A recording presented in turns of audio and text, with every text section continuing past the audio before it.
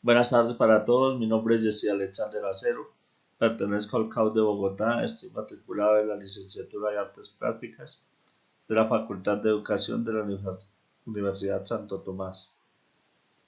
Esta materia es fotografía y el trabajo que voy a entregar es Historia de la Fotografía para el profesor John Franklin Arevalo. Lo primero que sabemos o indagamos acerca de la cámara fotográfica lo encontramos en el siglo III a.C. Aristóteles se cree que construyó la primera cámara oscura de la que se tiene conocimiento.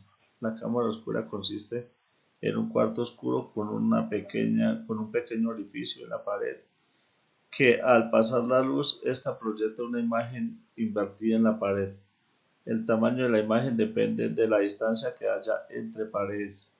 En la imagen que vemos en la parte de abajo, vemos cómo era la cámara oscura y la imagen que está proyectando es un eclipse de la época.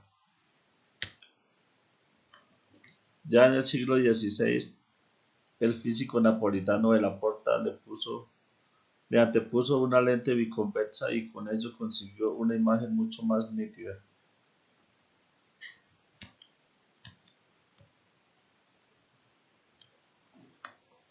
La cámara oscura fue utilizada por muchos pintores y artistas del Renacimiento. Algunos de estos artistas fueron Canaletto, Da Vinci, Durero, Vermees, entre muchos otros.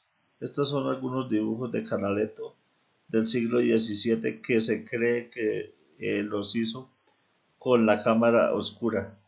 Se cree que los hizo con la cámara oscura o utilizando la cámara oscura por la proyección que tiene en el horizonte y porque es muy similar la proyección a la proyección que dan las fotografías.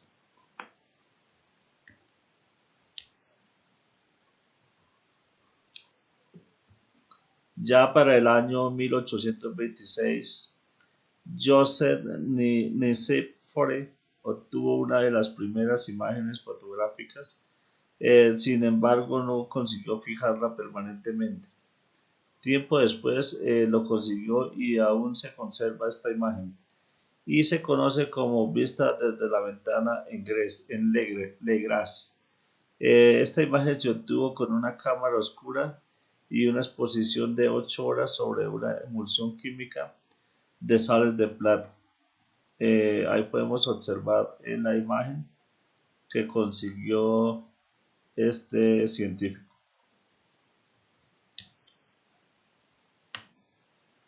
Ya en el año 1839, Daguerre hace público su proceso de fotografía sobre una superficie de plata. Esta estaba pulida como un espejo, dicen. El ferrotipo es un positivo sobre una hoja de metal, no necesita de secado y se produce instantáneas en pocos minutos. Este sistema fue muy utilizado en ferias y carnavales de la época.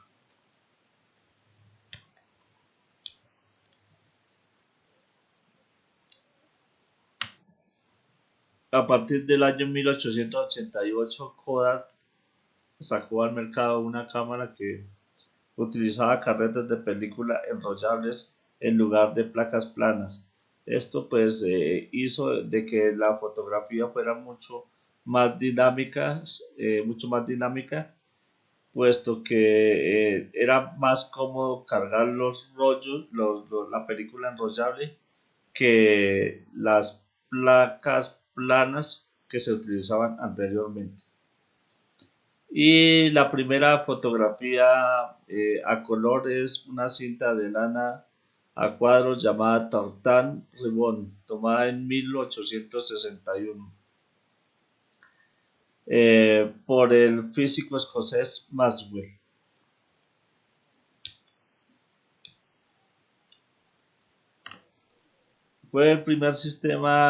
Se cree que fue el primer sistema RGB aplicado a la fotografía utilizando filtros de colores. Se hizo en 3 tomas utilizando filtros diferentes. Los filtros que se utilizaron fue rojo, sobrepuesto por verde y luego por azul. Varios métodos lo siguieron, como el método sustractivo del color, que utilizaba 3 negativos y utilizaba un filtro entre la placa y el objetivo. Estos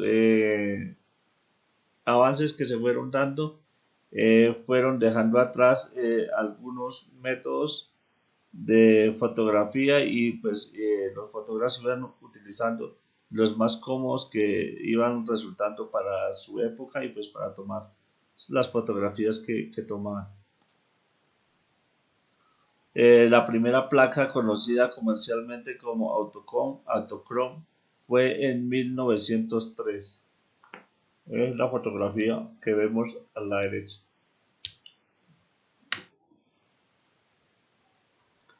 La primera película fotográfica de color moderna fue creada por Kodak.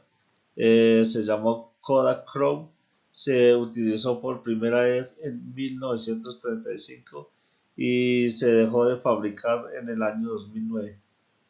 En el año 1960, los primeros VTR eran capaces de capturar imágenes y convertirlas en señal eléctrica y luego guardarlas en un soporte magnético. Ahí pues ya se empezaba a hacer uso de la tecnología en la fotografía. En el año 1969, pues este año es considerado como el inicio de la carrera digital. Ahí observamos lo que se cree que fue la primera cámara digital. En el año 1965, Kodak le encargó al ingeniero Steve J. Samsung la construcción de la primera cámara digital de la que se tenga registro. Esta pesaba aproximadamente 3,60 gramos y solo tomaba fotografías en blanco y negro, y pues guardaba las imágenes en una cinta magnética.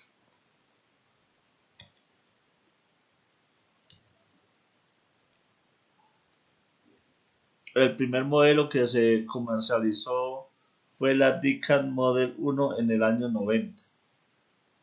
Y en el año 1997, para que llegara la DC210 de Kodak con una pantalla LCD a color. Esto pues ya fue siendo la revolución en el modo o en las cámaras del momento, puesto que ningún modelo anterior traía pantalla eh, para poder ver la imagen que iba a ser capturada.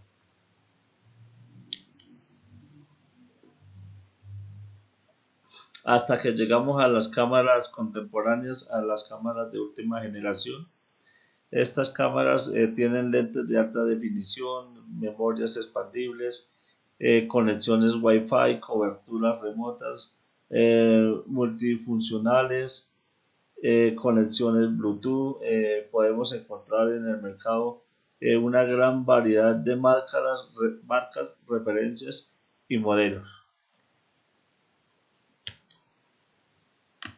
En técnica y obra, me llama profundamente la atención la obra del fotógrafo, periodista, artista Jesús Sabat Colorado.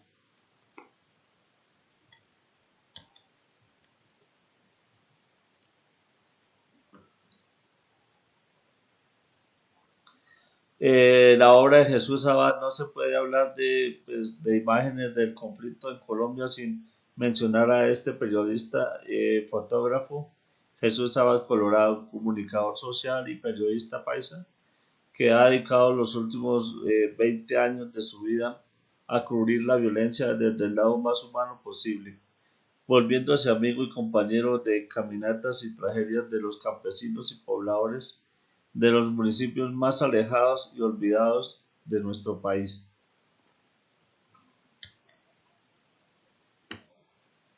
La técnica de Jesús Sabat es el retrato fotográfico tipo crónica. En las fotografías de él podemos observar escenas desgarradoras de tristeza, de dolor, de desplazamiento, de muerte, de destrucción, etc. Ahora, las diferencias que tenemos entre la fotografía análoga versus la digital. La fotografía análoga, ella tiene, el carrete es fotosensible y captura la imagen, mientras que la digital tiene un sensor que capta la luz y la convierte en una imagen digital. En la análoga tiene la ISO, viene predeterminada, depende del rollo, mientras que en la digital la ISO la podemos cambiar para cada foto. En la análoga depende del rollo utilizado, mientras que en lo digital podemos disparar a color y en blanco y negro, solo cambiando los ajustes de la cámara. En la análoga solo podemos hacer fotografía manual, mientras que en la digital tiene funcionamiento pues automático.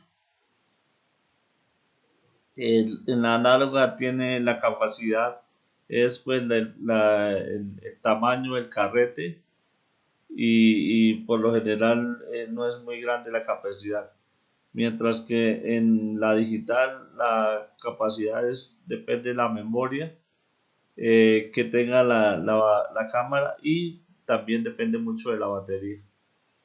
En la análoga, pues para tener el resultado de la fotografía toca hasta llevar el carrete al laboratorio, mientras que por lo contrario, en la digital, la fotografía es visible de inmediato, al instante. Este es mi corta investigación acerca de la historia de la fotografía. Me basé en libros que nos dejó el maestro en el aula y otras búsquedas las hice en YouTube y en Google. Acá está mi biografía. Espero sea de su agrado mi trabajo. Muchísimas gracias.